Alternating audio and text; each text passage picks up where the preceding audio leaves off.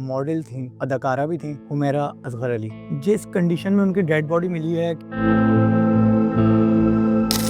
कि वो सामने वाले अपार्टमेंट में एक लाश पड़ी हुई है, 10 महीने तक किसी ने पूछा भी नहीं। इधर पड़ोसी रह रहे हैं, नीचे पड़ोसी रह रहे हैं, नीचे सारे लोग रह रहे हैं, बिल्डिंग भरी हुई है। किसी को ये तक नहीं पता कि ये 10 महीने 8 महीने पहले ये औरत मर गई। 100 में से तकरीबन 30 से 35 मीडिया में काम करने वाले लोग, खासकर एक्टर्स और मॉडल्स जो है डिप्रेशन का शिकार होते हैं। ये जो पुराने एक्टर्स हैं जो अच्छा काम करके चले गए, बड़े बड़े नाम थे, वो भी शायद डिप्रेशन में हो। इंडिया का एक बहुत बड़ा नाम था रतन टाटा। अगर हम समझते हैं कि पैसा is directly related to happiness, तो ये बहुत ही गलत सोच है।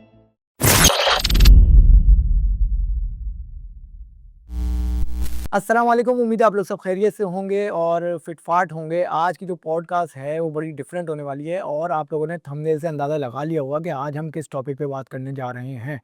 हमारे साथ जो है वो मौजूद हैं डॉक्टर शफ़ीक यासीन, एक मशहूर व मारूफ शख्सियत हैं, डॉक्टर हैं, पेशे से साइकियाट्रिस्ट हैं और किस तरीके से अपनी नज़र से देखते हैं इन सब केसेस को जो हाल में हुए हैं, चाहे वो हुमैरा असगर अली का हो, माज़ी में आयशा ख़ान का हो, और भी मुख्तलिफ़ सेलिब्रिटीज़ और मशहूर व मारूफ शख्सियात हैं पाकिस्तान की, पाकिस्तान से बाहर की, किस तरीके से वो मौत की तरफ गईं और क्यों गईं और इसकी वजूहात क्या थीं? क्या फ़ैमिली की तरफ से कोई प्रेशर था, माशरे का कोई प्रेशर था, कुछ ड्रग्स के कुछ इश्यूज़ थे, कोई रिलेशन था, कोई रिलेशनशिप था, कोई लव का कुछ चक्कर था, कुछ इस तरह का जो भी था मामलात, उसको डिस्कस करेंगे आखिर ये मामलात हैं क्या?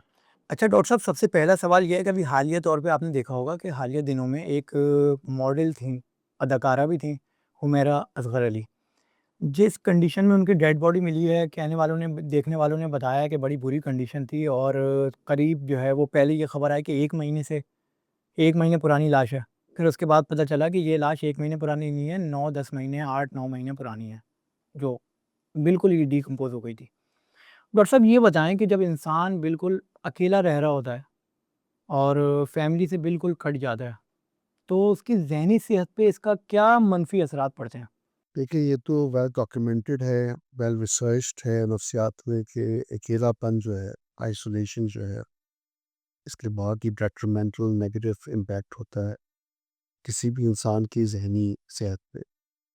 और होता ये है कि इंसान आहिस्ता-आहिस्ता जो है ना आइसोलेशन में जाते-जाते डिप्रेशन में जाता है, नेगेटिव होता जाता है, फैमिली से दूर हो जाता है।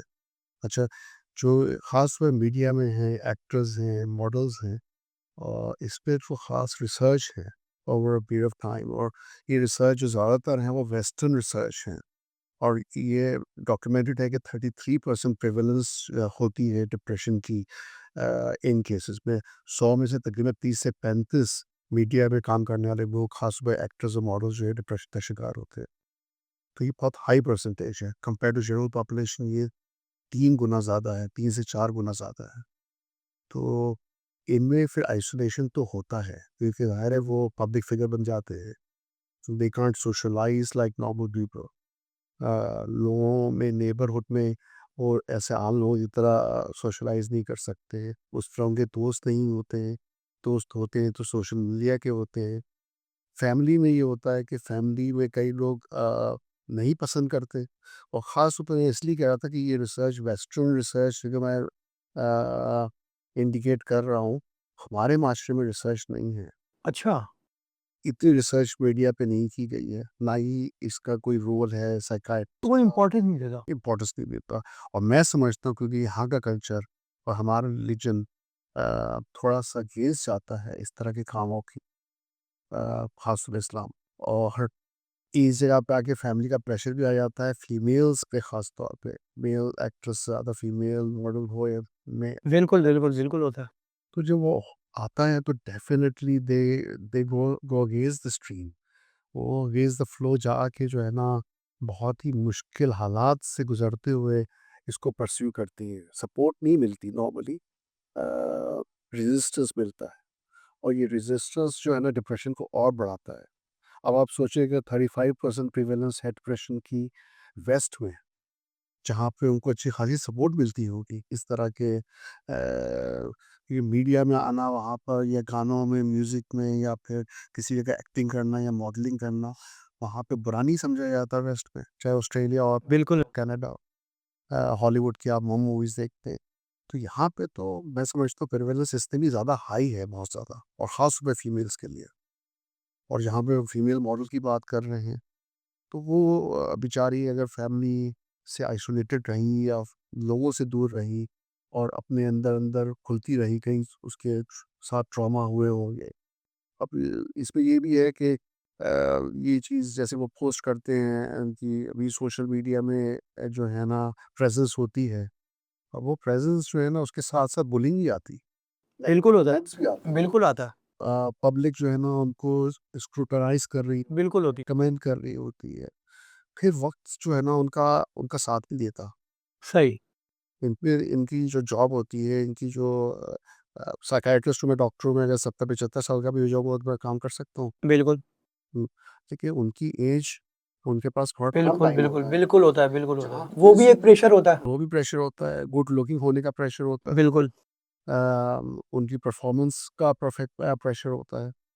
और फिर जैसे-जैसे एज थोड़ी-सी भी बढ़ती है और फिर वो अगर ट्रीटमेंट कराते हैं अपनी स्किन का या फिर अगर वो ख़राब हो जाए किसी वजह से, तो वो बड़ा नेगेटिव प्रेशर आ जाता है। और इस दौरान में अगर काम नहीं मिल रहा है और काम जब नहीं मिल रहा है, उसमें पैसे नहीं मिल रहे, ज़ाहिर-सी बात है, एक फाइनेंशियल प्रॉब्लम होता है। तो ये बिल्कुल, अगर वो काम नहीं मिल रहा और या फिर उनकी पॉपुलैरिटी में कमी आ रही है, तो फिर बात ये है कि जब पैसे मिल रहे थे ना तो उसको उड़ाना आसान होता है। डोनेशन भी कर रहे होते हैं लोगों के सामने जाके आप, दूसरे काम भी बिल्कुल होता कर है। रहे होते हैं, लेकिन जैसे ही पैसा आना कम होते हैं या बंद हो जाता है, वो टाइम बड़ा क्रिटिकल होता है, स्पेशली उस वक़्त जब पीछे से आपकी फैमिली सपोर्ट कट हो जाए। क्योंकि देखिए यहाँ पर हमारे यहाँ एक चीज़ है, मैं डॉक्टर हूँ, बड़ी एज तक पढ़ता रहा बिल्कुल। और माँ-बाप ने सपोर्ट किया कि भाई बेटा कोई बात नहीं, आप पढ़ रहे हैं, फाइनेंस की ज़रूरत है, बाहर जा रहे हैं, टिकट की ज़रूरत है, अरेंज कर दी। रॉयल कॉलेज के लिए फ़ीस की ज़रूरत की, पैसे भेज दिए। बिल्कुल दीजिए। वो फैमिली की सपोर्ट होती है बच्चे की एजुकेशन पे, बिल्कुल। होती है। माँ-बाप चाहते हैं कि बच्चा हमारा पढ़े, और जब वो 30-30, 35-35 साल के भी होते हैं तो बच्चों की तरह ही रखते हैं कि वो कोई बात नहीं, बच्चा बड़ा हो गया है, अभी कमा नहीं रहा, उसको ज़रूरत है फाइनेंशियल सपोर्ट की, तो हम सपोर्ट करेंगे। लेकिन जब फैमिली सपोर्ट ख़त्म हो जाए पीछे से, ये बड़ा प्रॉब्लम है। तो ये बहुत बहुत बड़ा प्रॉब्लम है हमारे माशरे में। क्योंकि ये बाहर में मैंने तकरीबन 26 साल गुज़ारे हैं वेस्ट में, वहाँ पे अगर फैमिली सपोर्ट नहीं होती तो गवर्नमेंट सपोर्ट होती है। यहाँ में तो कुछ भी नहीं। डिसेबिलिटी पेंशन है, कोई काम नहीं कर रहा, उसके पास एम्प्लॉयमेंट चलेगी, चाहे वो डॉक्टरी क्यों ना हो। अगर किसी मेडिकल या साइकियाट्रिक रीज़न के लिए, नफ्सियात की वजह से या किसी भी रीज़न के लिए काम नहीं कर सकता है, गवर्नमेंट उसकी हाउसिंग भी करेगी, उसको डिसेबिलिटी सपोर्ट पेंशन भी देगी, सही। इतनी फंडिंग होगी कि वो अपनी ज़रूरियात पूरी कर सके, ज़िंदा रह सके। यहाँ पर कोई गवर्नमेंट सपोर्ट नहीं है। हम तो यही है ना कि फैमिली सपोर्ट होती है तो गुज़ारा हो जाता है, या कोई ना कोई बिल्कुल है। बहन है, कोई सपोर्ट कर देता है। आ रहे, कोई ना कोई सपोर्ट करता है। अगर ये सपोर्ट चले जाए तो समझ लें कि आप ज़ीरो बेटा। अगर ये सपोर्ट नहीं है, फाइनेंशियल क्राइसिस भी हैं, हर प्रॉब्लम से बंदा वो एक, मैं अगर स्पेसिफिक एक बात करूँ तो एक मॉडल या एक्ट्रेस की बात करूँगा या एंटरटेनमेंट से जुड़ी हुई एक खातून या मर्द की बात करूँगा, जिसका एक ख्वाब है कि मुझे ना दुनिया पहचाने मेरे नाम से और मेरे चेहरे से। सही है। काम नहीं मिल रहा, घर वालों ने सपोर्ट नहीं करी, या काम मिल रहा है लेकिन वो घर वालों ने बड़ा ख़राब जो है ना वो उसका एक वो दिया हुआ है, इम्प्रेशन दिया हुआ है कि हम सपोर्ट नहीं करेंगे, हमारी हम तुमसे कतई ताल्लुक़ ही कर लेते हैं। अब काम तो मिल रहा है लेकिन उसका काम में भी दिमाग लगेगा, ज़हन लगेगा, नहीं लगेगा, एक बात। दूसरा सवाल ये है कि क्या यही वजूहात किसी आर्टिस्ट को सुसाइड की तरफ भी माइल कर देती हैं? कि बिल्कुल। वो एक इतना फेड अप हो जाता है, परेशान हो जाता है, वो कहता है मुझे अब जो है ना वो घर वाले मेरे सपोर्ट नहीं कर रहे, इससे मेरे काम पे बड़ा प्रेशर पड़ रहा है, चाहे वो शादीशुदा हो, नहीं हो, कुछ भी हो, तो ये सुसाइड की तरफ भी लेके चले जाता है। बिल्कुल। देखिए ये समझना ज़रूरी है कि जब स्ट्रेस बढ़ता है ना और आइसोलेशन बढ़ती है और डिप्रेशन साथ में आता है, तो ख़ासतौर पे क्रॉनिक स्ट्रेस के साथ जैसे-जैसे स्ट्रेस बढ़ रहा है, फाइनेंशियल प्रेशर आ रहा है, तो दिमाग के अंदर हार्मोनल और केमिकल चेंजेस आने शुरू हो जाता है। बिल्कुल। कुछ ऐसे केमिकल्स हैं जैसे ऑक्सीटोसिन है, ये जो है ना बढ़ता है और ये सपोर्टिव होता है अगर आप टच करते हैं किसी को, आपके आई कॉन्टैक्ट जैसे हम लोग एक-दूसरे को देख रहे हैं, बिल्कुल, बिल्कुल।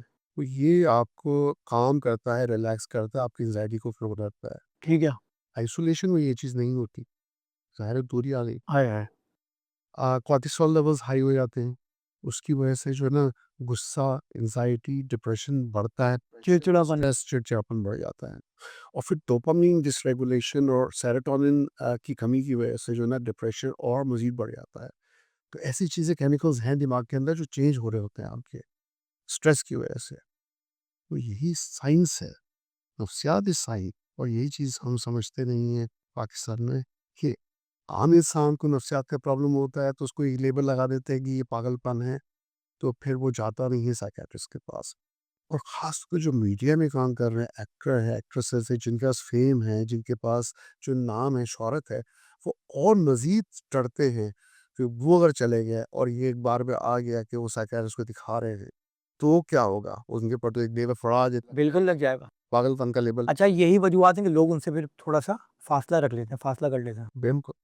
तो मैं समझता हूँ कि ये बहुत ज़रूरी है मीडिया में सपोर्ट ग्रुप होना चाहिए।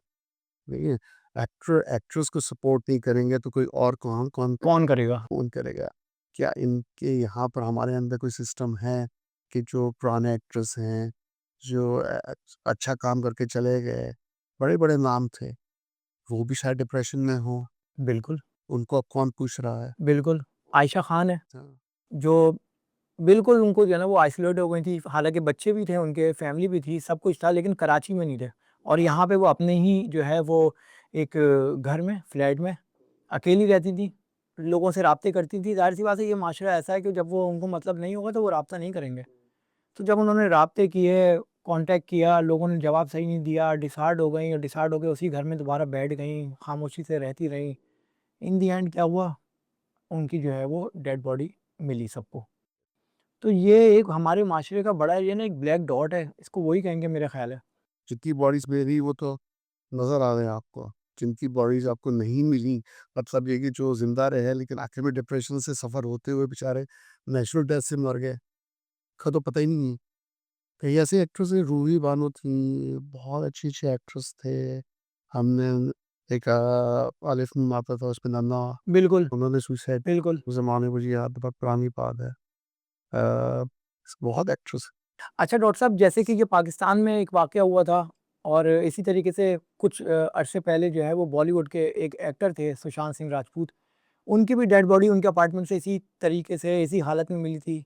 और जो है वो उनको भी सुनने में यही आता था कि जो है वो अकेले हो गए थे, सपोर्टिव नहीं थी, फैमिली सपोर्टिव नहीं थी, या उनके को जो है वो लव स्टोरी वगैरह के हवाले से या उनके कोई पार्टनर लाइफ पार्टनर के हवाले से कुछ इश्यूज़ थे। तो ऐसा भी होता है कि जो ये आपकी अ, एक फैमिली के साथ-साथ जो आपकी एक लव स्टोरी है या आपका कोई पार्टनर है, गर्लफ्रेंड है, कोई भी है व्हाटएवर, तो उनकी तरफ से भी कोई प्रेशर होता है, कोई स्ट्रेस होता है, कुछ होते हैं इस तरह के जो कि आपको सुसाइड की तरफ या फिर मौत की तरफ ले जाते हैं। बिल्कुल। देखिए स्ट्रेस तो किसी भी तरीके से आ सकता है। ठीक है, चाहे वो फैमिली का अवॉइडेंस हो कि वो नहीं बात करना चाह रही आपसे, या किसी रिलेशनशिप में एंटर हुए वहाँ ब्रेकअप हो गया, या फिर जैसे कि उनको कोई प्रोजेक्ट मिला या फ़िल्म मिली और फिर उस फ़िल्म से निकाल दिया गया, किसी और एक्टर को रख दिया गया। बिल्कुल, तो वहाँ पे आ गया कि भई मेरे को चांस मिल रहा था, मुझे नहीं मिल रहा, या कुछ फ़िल्म्स फ्लॉप हो गई और अचानक से जो है ना ब्रेकडाउन आ गया। ब्रेकडाउन आ गया। एक प्रेशर आ गया कि अभी 1-2 फ़िल्म और फ्लॉप हो गई तो ये करियर इनका ख़त्म हो जाएगा। बिल्कुल, बिल्कुल। ये स्ट्रेस तो आते हैं और वो एक साथ में फिर परफॉर्मेंस एंजाइटी आ जाती है। चाहे वो स्पोर्ट्स में भी होता है, चाहे ये बिल्कुल होता है, पता चला कि लास्ट मैच है, अब उसके बाद उनका चांस खत्म होने वाला है। चांस खत्म होने वाला, वो एक स्ट्रेस होता है। तो यहाँ मतलब ये एक आर्टिस्ट के लिए मौत है। मौत है। अगर वो उसको वो कैम एक एक्टर या एक्ट्रेस कैमरे से हट गई, हुँ, तो वो किस काम की? फिर उसका तो सारा ख्वाब टूट गया, सारी चीज़ें उसकी तो खत्म हो गई। फिर वापस आना बड़ा मुश्किल। वापस आना बड़ा मुश्किल है, या फिर इस स्ट्रेस को ख़त्म करने के लिए ये ड्रग्स की तरफ जाते हैं। ड्रग्स भी एक अलग रास्ता है मौत का, ऐसा ही है। तो एक रास्ता तो आपने या आपको ये मिल गया स्ट्रेस का कि आप कैमरा लेस हो गए, आपके कैमरे के सामने से आप हट गए, और जो है वो दूसरा स्ट्रेस ये है कि आपको जो है वो आप ड्रग्स की तरफ चले गए, वो भी मौत है। रास्ता एक ही है, दोनों जाके रास्ते एक ही जगह पे मिल रहे हैं। तो ये भी वजूहत होती हैं। ट्रक से तो जाना इसी तरह जैसे आपने आँख बंद कर ली, बिल्ली बैठी और कबूतर ने सोचा कि ये मुझे नहीं खाएगी। तो वो ये है कि जब आप ये एस्केप मैकेनिज़्म हम इसे साइकियाट्री में कहते हैं कि आप एस्केप है ये, कि आपको पता है कि ये अभी मसला ख़त्म होने वाला है मेरा, मैं एंड की तरफ आ रहा हूँ और उससे लड़ने की हिम्मत आपकी ख़त्म हुई, आप टूट गए हैं। तो आपने सोचा कि अब मैं इस तरह का कोई काम करता हूँ ताकि मैं अपना काम गलत कर लूँ, बिल्कुल, डिप्रेशन से जल्दी निकल आऊँ। तो अल्कोहल से शुरू किया, चरस से शुरू किया, बड़ी ड्रग्स की तरफ गए, आस्ते-आस्ते कोकेन और हेरोइन, बिल्कुल, फिर बिल्कुल और फिर उसके जो फ़िज़िकल इफ़ेक्ट्स होते हैं और जो मेंटल इफ़ेक्ट्स होते हैं दोनों, जिस्मानी सेहत पे और नफ़सियाती सेहत पे, दिमाग पे, वो बहुत ही डेंजरस होते हैं। मैंने ऐसे एक्टर्स देखे हैं, मैंने असल में ऑस्ट्रेलिया में तकरीबन 18 साल काम किया है। वहाँ का बहुत मशहूर प्रोग्राम है होम एंड अवे। अच्छा, होम एंड अवे इसी तरह है जैसे वो ड्रामा की सीरियल है उनकी और one of the most popular serial अगर देखो ऑस्ट्रेलिया की तो होम एंड अवे है। उसका one of the leading actor जो था, वो सुसाइड करके हॉस्पिटल आया था और मैं डॉक्टर ऑन कॉल था ड्यूटी पे, तो मैंने उस एक्टर को ट्रीट किया था। अच्छा, तो अब मुझे याद है कि वो डिप्रेशन में चला गया था और साथ में फिर उसने नशा किया और नशे के साथ सुसाइडल हो गया था और सुसाइड अटेम्प्ट करके वो एक्यूट जो इमरजेंसी यूनिट में पहुंचा था अटेम्प्ट करके। और ये बहुत पुरानी बात कर रहा हूँ मैं। तो ये पाकिस्तान में तो है, दुनिया भर में है कि एक्ट्रेस जो हैं या मॉडल्स जो हैं, वो जब डिप्रेशन में जाते हैं, आइसोलेशन में जाते हो, तो फिर नशे का सहारा लेते हैं और जब नशे का सहारा लेते हैं तो फिर वो और मज़ीद गलत डिसीजंस लेते हैं। क्योंकि ये जो डिसीजन होता है, जान लेने का डिसीजन, वो ऐसा डिसीजन है जो कि एंड में आता है जब डिप्रेशन बहुत सीवियर हो जाए। सही, इस पॉइंट पे पहुँच जाए जब आपका प्रॉब्लम डिप्रेशन की बहुत बड़ी हुई है, आप बिल्कुल होपलेसनेस है, नाउम्मीदी है, ज़िंदा रहने का फ़ायदा नहीं है, हर रास्ता बंद हो गया है, फैमिली नज़र नहीं आ रही, सपोर्ट नज़र नहीं आ रही, आपको कोई उम्मीद नज़र नहीं आ रही, आप कहते हैं यार अब मर जाना ही बेहतर है। इस पॉइंट पे आके अगर नशा कर लिया जाए, तो नशा जो है ना उस फर्दर जो आपके स्टॉप्स हैं, जो ब्रेक्स हैं, जो आपको रोक सकते हैं सुसाइड करने से, उसको फ़ेल कर देता है कंप्लीटली। ओहो! आप बिल्कुल इम्पल्सिव हो जाते हैं, जज़्बात आपके हावी हो जाते हैं और आप बिल्कुल जो चीज़ शायद आप रुक नहीं जाते, चाहे वो बिल्डिंग से छलांग लगाना है, चाहे अपने आप को आपके हाथ काट देना है, ब्लीडिंग से डेथ हो गई या फिर आपने ओवरडोज़ ले लेना है किसी का। अच्छा एक्सीडेंटल ओवरडोज़ भी होते हैं इसमें बहुत। होता ये है कि आप हेरोइन ले रहे हैं, ज़्यादा ले रहे हैं और इतनी ज़्यादा ले लिया नशा के डेथ हो गई। तो एक तो ये खुद मरना, ये सोच समझ के मरना कि मैं मरना चाहता हूँ और एक एक्सीडेंटल ओवरडोज़ेज़ होती हैं जिसमें वो शायद नहीं चाहते उन्हें मारे, लेकिन वो ज़्यादा से ज़्यादा ड्रग्स ले रहे होते हैं अपनी गम को कम करने के लिए, अपने डिप्रेशन को कम करने के लिए। उसमें वो इतनी ज़्यादा लिमिट से ज़्यादा ड्रग्स ले लेते हैं कि फिर वो लीथल हो जाता है। वो लाइफ थ्रेटनिंग हो जाता है और उसी में कार्डियक एरिथमियाज़ हो सकते हैं, हार्ट अटैक्स हो सकते हैं और सडन डेथ हो सकती है। डॉक्टर साहब, इसी वाक़ये पे दोबारा से मैं आता हूँ। एक छोटा-सा सवाल ये था कि जो हुमैरा असगर अली हैं, इनकी डेड बॉडी जिस वक़्त मिली थी तो ये उल्टी पड़ी हुई थी। अच्छा, जब कोई सिक्योरिटी इदारे होते हैं, पुलिस होती है, तो वो जब किसी डेड बॉडी को फाउंड करते हैं और केस इतना हाइलाइट हो जाता है कि वो क्या हाई प्रोफाइल केस बन जाता है, तो उसमें वो कुछ डॉक्टर से भी सलाह-मशवरे करते हैं। इसी तरीके से एज़ अ साइकियाट्रिस्ट आपको क्या लगता है कि इनकी डेड बॉडी उल्टी पड़ी हुई थी? क्योंकि अमूमन इंसान मरता है ना या कोई तबई मौत आती है, तो सीधा गिरेगा या कहीं से गिर जाएगा तो वो होता है। ये ज़मीन पे उल्टी पड़ी रहना इसका मतलब कि कोई बेहोशी की हालत में सोते हुए या इस तरीके से कोई मौत आई है और उससे पहले आपको ऐसा लगता है कि जो है वो एक तो इसकी क्या वजूहत है और दूसरा ये है कि क्या ऐसा लगता है कि ये किसी ड्रग्स वगैरह की वजह से इनकी डेथ हुई है ये कहना मुश्किल है लेकिन इट्स अ स्ट्रॉन्ग पॉसिबिलिटी। कि ड्रग्स से हुई हो? ड्रग्स से हुई हो, बिल्कुल। इट्स अ स्ट्रॉन्ग पॉसिबिलिटी लेकिन यकीनन कहना मुश्किल है। क्या आप ये बता सकते हैं कि डेड बॉडी उल्टी पड़ी हुई मिलना, एक तो सीधा इंसान होता है या किसी करवट से पड़ा हुआ है या ज़मीन पे गिर गया है, वो उसकी पीठ जो है वो दीवार से लगी हुई है, एक समझ में आता है कि चलो अचानक से गिरा और मर गया। उल्टा पड़ा हुआ होना, ये मेरे मतलब मुझे थोड़ा-सा जो है ना वो समझ में नहीं आता कि आखिर डेड बॉडी उल्टी क्यों पड़ी हुई थी? उल्टा उस वक़्त पड़ा हुआ था या तो आपको कोई मार के जाए, साथ में आपके कोई मौजूद हो, या फिर ये वजह होती है। दूसरी वजह ये होती है कि वो नशे की हालत में हों और करवट ले रही हों और किसी करवट में आए हों, कभी उल्टी तरफ उन्होंने करवट ली हो, कुछ इस तरह का हुआ हो और उसी वक़्त उनकी जो है वो ख़त्म हो गई हो। नशे में ऐसा हो सकता है या आपको क्या लगता है इस बारे में? देखिए, अगर नेचुरल डेथ होती है कि मतलब सपोज़ हार्ट अटैक हुआ बिल्कुल है, फिर कोई स्ट्रोक हो गया, बिल्कुल है, सामने खड़ा हुआ है तो अचानक से गिरेगा, बिल्कुल है। या गिरेगा तो सर पे चोट या कहीं न कहीं चोट है, हुँ, तो वो फ्रैक्चर होने का रिस्क भी हो सकता बिल्कुल है। है। और आप सही कह रहे हैं कि अगर आराम से इंसान लेटा हुआ है और उल्टे मुँह में लेटा हुआ है, उसमें फ़र्क है। तो उसमें फ़र्क है डेफ़िनेटली। उस पोस्चर से चांसेस लगते हैं कि हो सकता है कि वो सेडेशन में हो, नींद की गोली ली हो, ओवरडोज़ लिया हो, नशा लिया हो।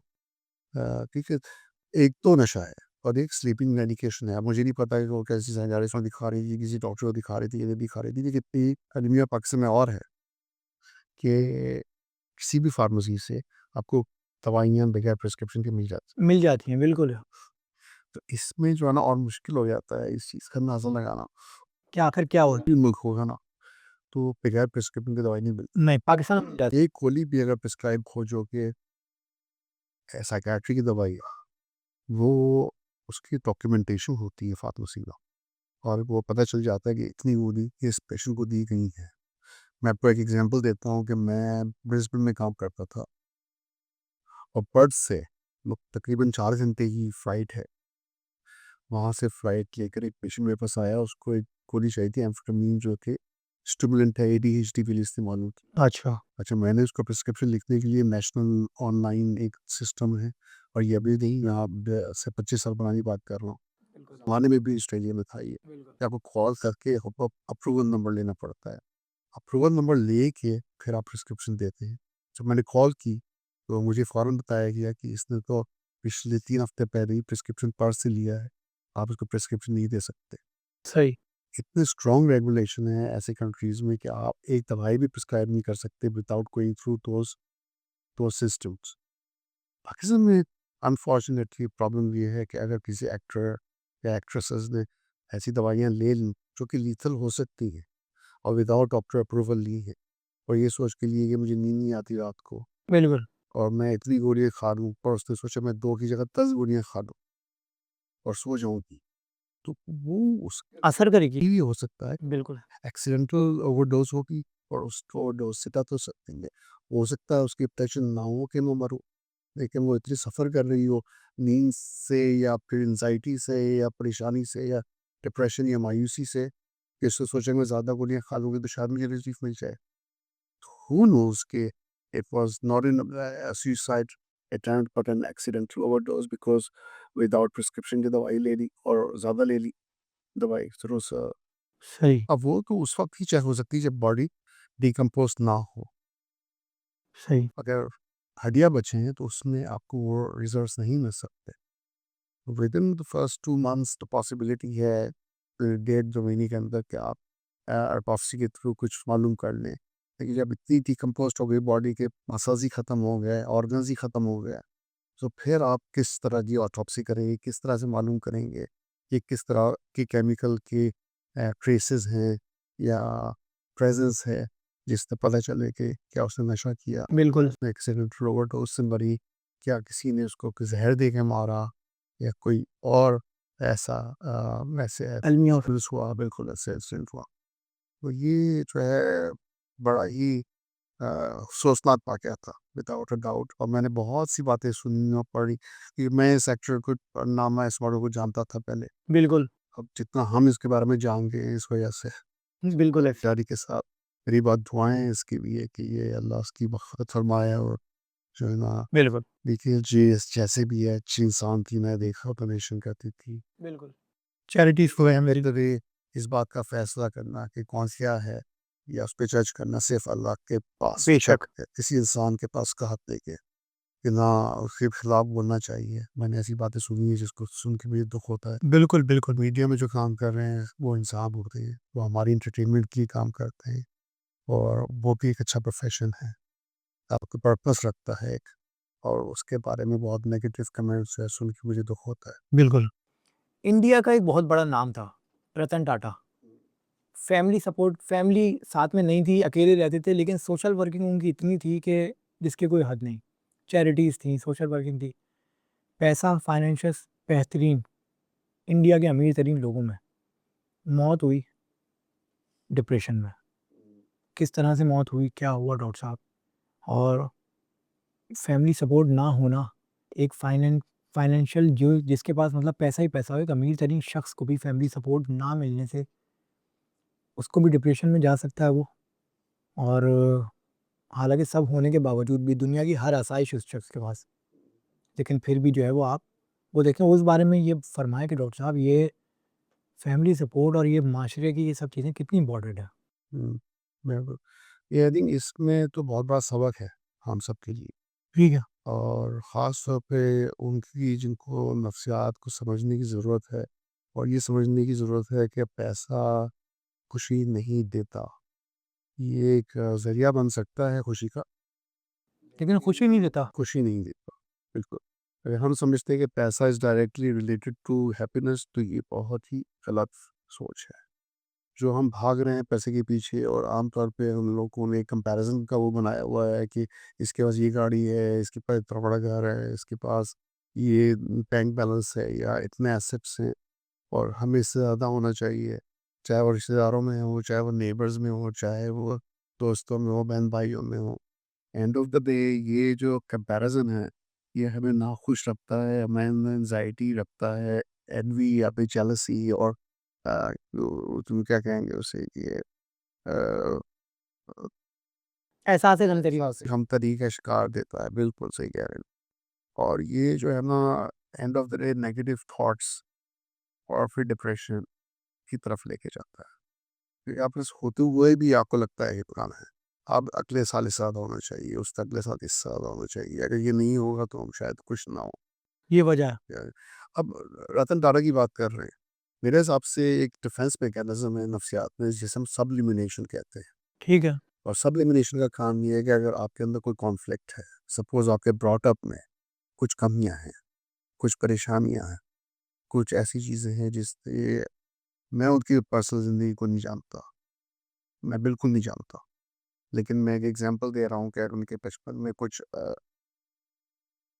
अ, नाकामियाँ या कुछ चीज़ अधूरी रह गई हों, या प्यार की कमी रह गई हो, माँ-बाप से नहीं मिला, या सपोर्ट्स की कमी मिली हो, तो फिर वो इंसान उन कॉन्फ्लिक्ट्स को नहीं सोचने के लिए अपने आप को बिज़ी कर देता है, बिज़ी कर देता है। कुछ लोग पढ़ाई में बिज़ी हो जाते हैं, तो इतना पढ़ते हैं कि वो डिग्रियों पे डिग्रियाँ ले रहे हो।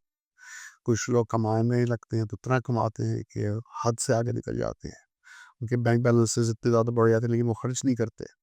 तो उनका बेसिकली मकसद ये नहीं होता कि पैसा ही कमाना है, उसका मकसद उस कॉन्फ्लिक्ट को नहीं सोचना और अपने आप को सोशल वर्क में डाल देना, या किसी ऐसी जगह पे बिज़ी कर देना कि जहाँ पर उनकी वो सोचें उनको बार-बार तंग ना तंग ना करें। करें। फिर वो एक ऐसे स्टेज में आ जाते हैं जब ऐसा होता है, लेकिन फिर शायद ऐसी इनसिक्योरिटीज़ भी आ जाती हैं कि अगर अब मैंने शादी कर ली, या अब मैं किसी रिश्ते में जोड़ूँगा तो वो मेरा पैसा ले लेगा, आधा पैसा चले जाएगा। अब क्योंकि आपको पता है दुनिया के हालात ऐसे हैं कि यहाँ के पुरसे अच्छा, ये आता है ज़हन में? बिल्कुल, जहाँ पर जिसके पास जो होता है उसको उस चीज़ को खोने का डर होता डर भी होता है, कम होने का भी डर होता है। कम होने का डर भी होता है। तो उस डर और इनसिक्योरिटी में भी इंसान फिर एक ज़िंदगी गुज़ारते ही चले आता है, चाहे वो अकेलेपन की ज़िंदगी हो, ये सोच के कि शायद अगर मैंने शादी कर ली तो अखराजात बढ़ जाएँगे, क्या पता उसने मुझे छोड़ दिया तो मेरा आधा पैसा लेके चली आएगी। हू नोज़ कि उसके दिमाग में क्या चल रहा हो। बिल्कुल। लेकिन ये वो सोचें हैं जो इंसान को मज़ीद आइसोलेशन में ले जाती है। रिश्तों में नहीं, ये रिश्ते देखिए एक ज़माना था और है अभी भी कि लोग अनकंडीशनल प्यार करते हैं, बिल्कुल। विदाउट माँ का प्यार होता है, अनकंडीशनल होता है, फिर बच्चे के लिए होता है। इसी तरह प्यार की असल वैल्यू तो उसी वक़्त है जब वो अनकंडीशनल हो, बिल्कुल। कंडीशनल ना हो। लेकिन दुनिया में जो मटेरियलिज़्म आ गया है, जो सोशल मीडिया लेके आ रहा है, जो फ़ास्ट पेस पे लाइफ़ जा रही है, और जो हमारी प्रायोरिटीज़ में चेंजेस आ गई हैं हर चीज़ों में। देखिए, एक ज़माना मैंने देखा है जहाँ मोबाइल फ़ोन नहीं होता था। किसी के पास शायद अगर एक घर में टेलीविज़न हो तो दैट वाज़ बिल्कुल, बिग थिंग। एक लैंडलाइन वो मोहल्ले का एक अमीर तरीन शख्स समझा जाता था। रह जाता था, बिल्कुल। तो जो चीज़ें अब नेसेसिटीज़ बन गई हैं, चाहे वो माइक्रोवेव हो, चाहे वो डिश वॉशर या फिर वॉशिंग मशीन हो, उस ज़माने में तो एग्ज़िस्ट ही नहीं करती थी। अच्छा, शुरू में पता है क्या होता था? जैसे मोबाइल फ़ोन का आपने तज़किरा किया, तो उस वक़्त हम लोग अपने बचपन में देखते थे, जिसके पास फ़ोन होता था ना, वो अपना फ़ोन हाथ में लेके जाता था, शो ऑफ के लिए। और वो जाते हुए ये दिखा रहा होता था कि मेरे पास फ़ोन है। तो ये भी एक जो है ना, ये माइंड होता है कि मैं सामने वाले पे ये एहसास दिलाऊँ कि मैं आपसे बढ़कर हूँ। बिल्कुल होता है। बिल्कुल होता नहीं। अभी भी ये एहसास है मेरे ख़्याल में लोगों में भी कि चाहे वो ब्रांड्स की शक्ल में हो। बिल्कुल, तो अगर वो लोगो नहीं हुआ सबको हाथ में, तो फिर अगर वो किसी ने कोई शर्ट पहने सही, तो ब्रांड नहीं हुआ अगर। ब्रांड नहीं हुआ तो वो कहेगा यार ये वो मैं नहीं पहनता। अच्छा वो शायद अगर शर्ट के पीछे कॉलर के पीछे वो ब्रांड का नाम लिखा हो, लेकिन सामने नज़र नहीं आता, नज़र नहीं आ रहा। खरीदने का फ़ायदा क्या? मैं तो ये लोगों बिल्कुल है, ब्रांड का शर्ट बना हुआ है। ये फ़ोन है अगर। एग्ज़ैक्टली। तो अभी भी लोग अभी भी यही है, ज़हनियत चेंज नहीं हुई मैं समझता हूँ। अभी भी नहीं हुई। अभी भी नहीं हुआ। पढ़ने-लिखने के बाद भी नहीं हुई। और मज़ीद ज़्यादा नेगेटिविटी की तरफ चली गई है मैं समझ अच्छा, पहले के वक़्त से ज़्यादा? ज़्यादा। क्योंकि अब तो कंपैरिज़न और बढ़ गया है। अ, हर तरह से शादियों के खर्चे देख लें आप, देखा-देखी देख लें आप। अ, ब्रांड्स की हम बात कर रहे थे, चाहे वो मोबाइल फ़ोन्स की हो, चाहे वो गाड़ियों की हो, चाहे वो हर तरह की मटेरियलिस्टिक चीज़ों की हो। यहाँ देखा-देखी की दौड़ लगी हुई है, कंपैरिज़न की दौड़ लगी हुई है। बिल्कुल ऐसी हो। और ये कंपैरिज़न की दौड़ जो है वो आपको रिश्तों से दूर करती है। अच्छा, क्योंकि होता ही यही है ना कि आप जब बिज़ी हो जाते हैं, नियत तो नहीं कमा सक रहा, बीवी को भी कमाना है, बीवी को कमाना है, बच्चों को टाइम नहीं दे पाएगी, बच्चों को टाइम नहीं दे पाएगी, बच्चे अपने-अपने मोबाइल फ़ोन से बिज़ी हो जाएँगे, अपने-अपने मोबाइल फ़ोन से बिज़ी होंगे। एक डाइनिंग टेबल के अराउंड जो लोग बैठे हैं सब अपने मोबाइल फ़ोन लेकर बैठे हुए हैं।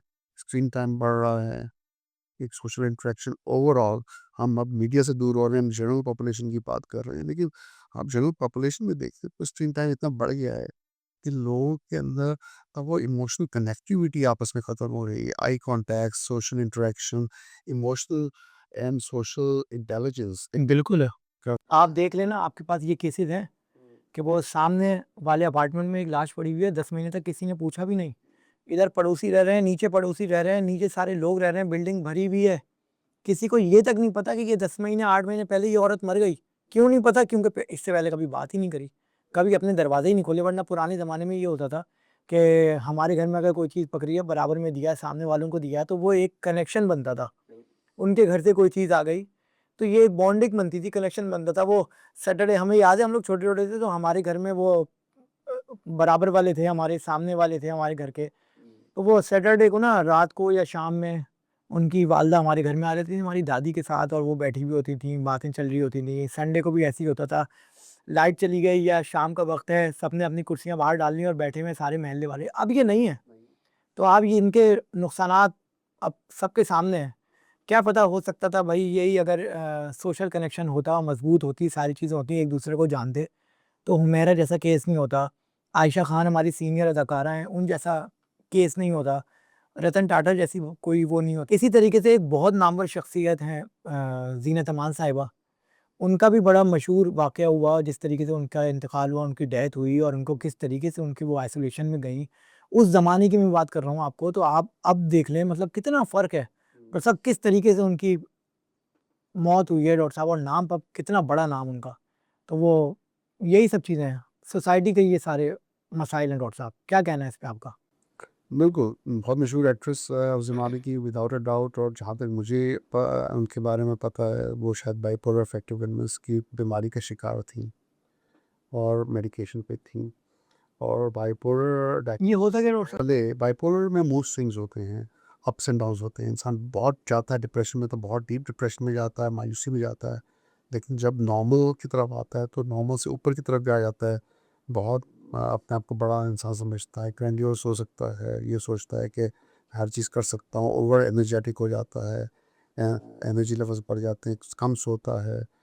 मिसएडवेंचर उसमें होता है कि वो पैसे खर्च करता है, बड़ी-बड़ी चीज़ें करने की ख्वाहिश होती है, तो बिल्कुल एलिवेटेड मूड में चले जाता है। और वो अगर इन केस कर नहीं पाता तो फिर क्या कहाँ जाता है वो? मसला है कि वो कर नहीं पाता, तब भी कोशिश ज़रूर करता है, और क्योंकि उस स्टेज में वो उसके अंदर ख्वाहिश होती है कि वो, चाहे वो सेक्सुअल ड्राइव हो, चाहे वो फाइनेंशियल ओवर स्पेंडिंग हो, चाहे वो रिलेशनशिप्स में एंटर होना, वो एरेटिक हो जाता है। एरेटिक का मतलब है कि वो जल्दबाजी के फैसले करता है। कई दफ़ा ऐसे रिलेशनशिप में एंटर हो जाता है जिसमें उसको नहीं होना चाहिए, और वहाँ पर आके और वो नफ्सियाती बीमारियाँ कॉम्प्लिकेटेड हो जाती हैं, उसको घेर लेती हैं। वो घेर लेती हैं और मज़ीद हॉन्ट करती हैं बेसिकली। तो और आई थिंक उनका अफेयर भी रहा था कोई, हुँ, और बिल्कुल। एक्ट्रेस, जिसकी वज़ह से उनका जो है वो ब्रेकडाउन बहुत ज़्यादा, और ब्रेकडाउन बहुत और वो मेरे ख़्याल है शायद वो ड्रग्स की तरफ भी कुछ उनका वो सब चीज़ें थी जो मुझे मैं बिल्कुल ऐसे ही था। तो ये ट्रियाड तो है जनाब। एक तो ये कि एक्ट्रेस का फेम और उनकी आइसोलेशन, साथ में एक मेंटल इलनेस का होना, और साथ में नशा, ये 3 जो कॉम्बिनेशंस हैं, ये बहुत ही डेडली कॉम्बिनेशन है, और ये हम रिपीटेडली देखते हैं मीडिया में, एक्टर्स में, मॉडल्स में। ठीक है, शुरू स्टार्ट वो होता है दौड़ से, शोहरत से, अरूज पे जाने से, फिर आइसोलेशन बढ़ती है, फिर कंपटीशन बढ़ता है, फिर एक आता है कि थोड़ा सा जवाल आना शुरू हो, फिर स्ट्रेस आते हैं, फिर उस स्ट्रेस से जो है ना मेंटल इलनेस आती है, मेंटल इलनेस के साथ साथ नशा आता है, और नशे के साथ साथ मज़ीद ज़वाल आता है, और फिर कंप्लीट डिस्ट्रक्शन आती है, और फिर शायद सुइसाइड पे आ सकती है इस रेसिपी में। डॉक्टर साहब एक छोटी-सी स्टोरी है। एक शख्स है, एक लड़का है, एक इदारे में नौकरी के लिए गया। नौकरी करते हुए साल डेढ़ साल हुआ, और अब साल डेढ़ साल हुआ है, और उसकी मुलाकात उस इदारे से रिलेट एक किसी लड़की से होती है। ये मैं आपको वो स्टोरी सुना रहा हूँ जो मेरे सामने हुई है। सही है, आज से करीब 4 साल पहले की बात है। तो मेरा बड़ा अच्छा दोस्त था। अभी उससे दोस्त था नहीं, है बल्कि, लेकिन उससे दोस्ती अब वो मयार की रही नहीं। एक इदारे में नौकरी के लिए गया, नौकरी की, साल डेढ़ साल हुआ, वहाँ पे एक लड़की से उसके रिलेशन हुआ, और कम्युनिटी डिस्टेंस हुआ, कम्युनिटी का प्रॉब्लम हुआ। वो अलग कम्युनिटी से था, वो लड़की अलग कम्युनिटी से थी, कराची से बाहर के थे वो लोग, और ये कराची के थे। एक दूसरे के साथ एंगेजमेंट इनकी हुई, मीन्स के एक दूसरे को इन्होंने पसंद कर लिया और कमिटेड हो गए। दोनों की फैमिलीज़ ने इशू क्रिएट करना शुरू किया। अब दोनों ने ये फैसला नहीं कर पाते थे कि हम दोनों अलग कैसे हों। लेकिन अलग होने का सबसे आसान तरीका ये था कि अगर वो किसी और इदारे में होता, वो किसी और इदारे में होती, या मिलना-मिलाना नहीं होता, यहाँ पे तो रोज़ का मिलना था। सुबह-शाम उठना-बैठना साथ में था, एक ही डिपार्टमेंट के थे। अब ये सारी चीज़ें जो हुई हैं वो डॉक्टर साहब वो सब फैमिली नहीं मानी, फैमिली ने कहा हम नहीं करेंगे। लड़का पढ़ा-लिखा, अपना अलग बिज़नेस, उसका अलग, जॉब अलग। सबसे पहली लत उसने नशा शुरू किया सिगरेट से।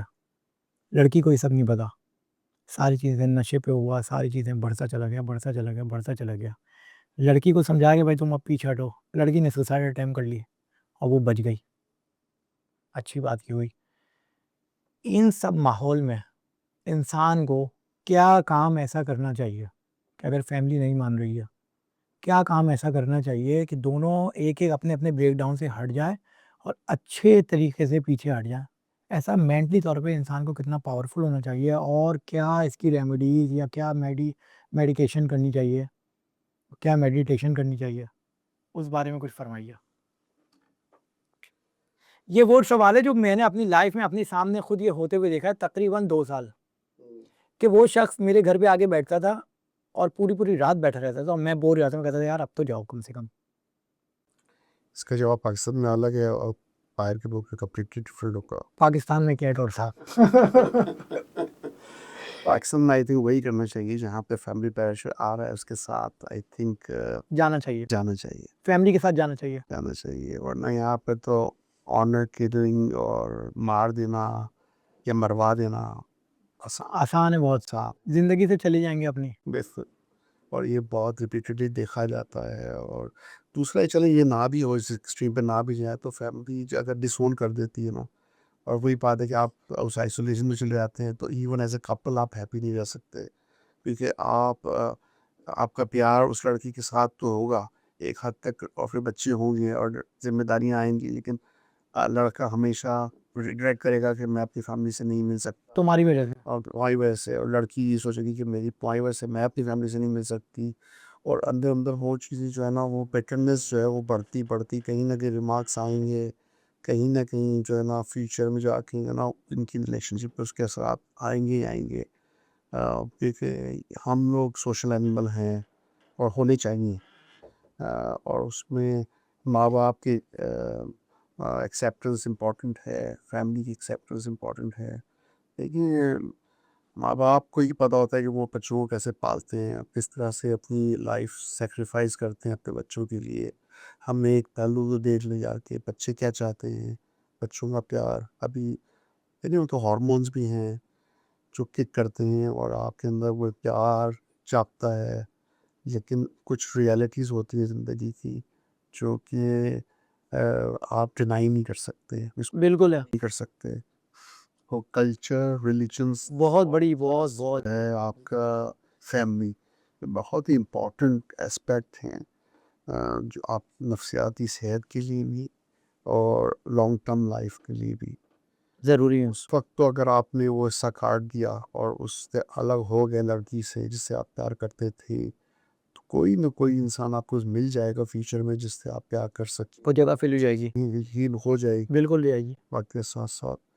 लेकिन अगर आपका बच्चा हो गया उसके साथ और फिर अगर आपकी लाइफ अच्छी नहीं गुजरी और फैमिली ने आपको डिसोन कर दिया, तो तो वो डैमेज जो है वो बड़ा डैमेज है, वो उसको आप फ़िल नहीं कर सकते। तो फिर उसको आप फील नहीं कर सकते बिल्कुल। डॉक्टर साहब क्या कहना चाहेंगे आखिरी में मैसेज ऐसे लोगों के लिए जो अकेले रहते हैं? उनको उनकी फैमिली ने छोड़ दिया या उन्होंने खुद अपनी फैमिली को छोड़ दिया। शहर से दूर आ गए, फैमिली से कोई कॉन्टैक्ट नहीं है, सालों महीनों हो गए, ना फैमिली ने पूछा ना उन्होंने पूछा। ऐसे लोगों को उनकी मेंटल हेल्थ के लिए क्या अवेयरनेस देना चाहेंगे कि वो ऐसा क्या करें कि वो अपने आप को कम से कम स्टेबल करके रखें और ये वाली जो मौत है ना, इससे बचें डॉक्टर साहब। ये वाला ब्रेकडाउन बहुत खतरनाक होता है। हमने हाल में बड़े-बड़े नाम को खो दिया, बड़े-बड़े नाम खो दिए हमने। सीनियर आर्टिस्ट थी आयशा खान, ज़ीनत अमान साहिबा, ये अभी हाल में ही हुमैरा असगर अली। फिर दुनिया के हवाले से अगर इंटरनेशनली जाएँ तो रतन टाटा और मुख्तलिफ लोग हैं जो हमारे लिए एक मिसाल हैं। लेकिन डॉक्टर साहब क्या मैसेज देना चाहेंगे? 3 चीज़ें कहना चाहूँगा मैं। आपने सवाल किया और ये मेरे दिमाग में जो पहली 3 चीज़ें आ रही हैं वो ये हैं कि पहली चीज़ है कि वो अपने ईगो को मारें, अपने गरूर को छोड़ें एक साइड पर। दूसरा, जो गुस्सा उनमें है, चाहे फैमिली को बच्चे की तरफ हो या बच्चे को फैमिली की तरफ, जो ऐसे डिसीजन लेता है, जो एक्टर बनता है, एंड ऑफ द डे गुस्सा हराम है हमारे मज़हब में। इसीलिए हराम है, उसके लॉन्ग टर्म कॉन्सिक्वेंसेस बहुत ख़तरनाक होते हैं। माफ़ी जो है ना वो बेहतर होती बिल्कुल है। है। तो माफ़ी माँगने में किसी कोई हर्ज नहीं होता। एक बेटे ने अगर गलती की है, बेटी ने गलती की, उसने गलती की, चलो उसने पैशन एक परस्यू किया, एक्टिंग में चला गया, माफ़ी माँग जितनी माफ़ी माँग सकते हैं माँगे। अपने रिलेशनशिप्स को जो है ना वो अच्छा बनाएँ, अपने पेरेंट्स के साथ, अपनी फैमिली के साथ। फैमिली को भी चाहिए कि 2 कदम आगे बढ़ के उनको माफ़ कर दें, बिल्कुल है। है ना? ये माफ़ी और गुस्सा से दूर होना बेहतर है। और दूसरा है कि अगर इंसान अच्छा बन गया है, एक अरूज पे चला गया है, मशहूर है, उसको फेमस फेम मिल गया है, तो उसको ये समझना चाहिए कि वो एंड ऑफ द डे वो इंसान है। वो इंसान की बिल्कुल है। ज़रूरियात में सोशलाइजिंग इम्पोर्टेंट है, और सोशलाइजिंग के लिए ज़रूरी है कि वो रिश्तों में रहे, पुराने दोस्तों का ना भूल जाए, पुराने रिश्तों को नहीं भूल जाए, उन पड़ोसियों को नहीं भूल जाए जो शायद उतने मशहूर नहीं है जितना अब वो हो गए। बिल्कुल है। तो एंड ऑफ द डे उसको उसकी ज़रूरत पड़ेगी। अभी अगर वो रिश्ता तोड़ के ये सोचता है कि मैं बहुत बड़ी चीज़ बन गया हूँ, और बाद में गलत है। रिग्रेट्स उसको रह जाते हैं, फिर वो चीज़ें जॉइन उसको वापस से कवर करना बड़ा मुश्किल हो जाता है। देखिए, ये 3 चीज़ें जो है ना, अगर वो एक इंसान की तरह रहे और अपने ईगो को जो है ना नीचे रखे और गुस्से को छोड़ के माफ़ी की तरफ आए, तो आई थिंक वो रिलेशनशिप्स को कंटिन्यू कर सकता है। और relationship is one of the most important thing, ये सोचना बहुत ज़रूरी है। अपने रिलेशनशिप को लॉन्ग टर्म रखें, शॉर्ट टर्म नहीं। उन दोस्तों पे इन्वेस्ट करें जो अनकंडीशनल फ्रेंडशिप्स हैं। जो विदाउट लालच। है, लालच के हैं। कि देखिए पावर है, पैसा है, खूबसूरती है, फ़ेम है, ये चीज़ वक़्ती होती है और कभी भी आपके पास आ सकती है और आपके से जा भी सकती है। बिल्कुल ऐसी है। तो ज़रूरी नहीं कि आपके पास इनमें से कुछ भी है, तो आप हमेशा उस अरूज पे रहेंगे। तो आपको फिर भी एज़ अ इंसान जो है हमें दूसरों को डील करना है और एज़ अ इंसान रिलेशनशिप बनाने हैं। बिल्कुल। दूसरा है कि जब आप एक और लेसन जो इससे हमसे सीखना चाहिए कि जो अच्छे इम्पोर्टेंट एक्टर्स हैं या मॉडल्स हैं जो आगे निकलते हैं, जब इस वे से निकल जाते हैं ना, उनको आगे टीच करना है, अपने यंगस्टर्स को टीच करना है, उनको इस लेसन्स को आगे देना है, रिलेशनशिप को तोड़ नहीं देना। तो नहीं देना, बिल्कुल सही कह रहे हैं आप। ये प्रोसेस होना चाहिए, पीयर सपोर्ट ग्रुप है, मीडिया के अंदर होना चाहिए जो आगे निकले हुए या ओल्डर एक्टर्स हैं या मॉडल्स हैं, उनको लेकर आएँ वापस, उनको इंटीग्रेट करें, उनको उनका पर्पस होना चाहिए और अगर उनके पास पर्पस होगा, चाहे वो टीचिंग ही हो, तो वो उनके उस पर्पस के साथ वो अच्छे मकसद के साथ अच्छी ज़िंदगी गुज़ार सकते हैं। बिल्कुल है। और शायद उनमें सेंस ऑफ आइसोलेशन भी कम होगी, उनको लगेगा नहीं कि वो इस कम्युनिटी का हिस्सा है। बिल्कुल। वो एक सर्व कर रहे हैं पर्पस और उससे उनको नफ्सियाती स्टेबिलिटी मिलेगी। सही। डॉक्टर साहब बहुत शुक्रिया आपका, आपने वक़्त दिया और इंशाअल्लाह ताला नेक्स्ट सेशन में फिर दोबारा कभी आपको ज़हमत देंगे। उम्मीद है आप लोगों को ये पॉडकास्ट अच्छी लगी होगी, पसंद आई होगी और आप लोगों से जुड़े हुए मैंने सवालात जो है वो कोशिश की है कि इस पॉडकास्ट का हिस्सा बनाऊँ। इंशाअल्लाह ताला नेक्स्ट फिर दोबारा पॉडकास्ट में हाज़िर होऊँगा और इसी तरह के कुछ सवालात लेकिन कोशिश करूँगा कि उस वक़्त कोई चीज़ जो है ना वो एक अच्छे पैमाने पे कुछ एंटरटेनिंग टाइप हो, कोई इस तरह की बातें ना हों और खुदा हम सबको महफूज़ रखे और जितने भी लोग हैं ज़हनी तौर पे बीमार हैं, जिस्मानी तौर पे बीमार हैं, उनको खुदा जो है वो सेहत दे। फैमिली साथ रहे, साथ मिल के रहें, ये बड़ी अच्छी बात है और cure Pakistan, live long Pakistan. Thank you, खुदा हाफ़िज़।